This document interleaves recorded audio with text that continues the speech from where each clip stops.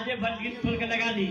चाहे कपड़ा खोल के लगा दिया, चाहे जूता फाड़ के लगा दी, आज भर लगावे के ना एक बात है बिहान से तो कैसे हो जाए कि फूल खाई अल्लाह गवा होली में दीन खोल के होली में होली के मतलब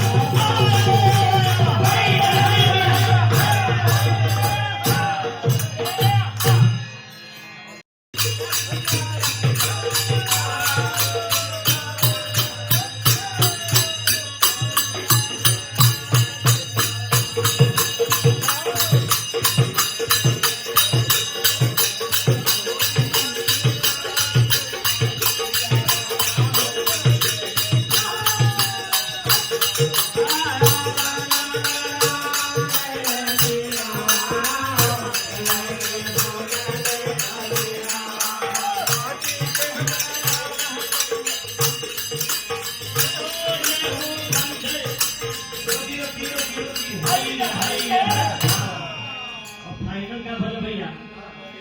घर से पानी आके भौजी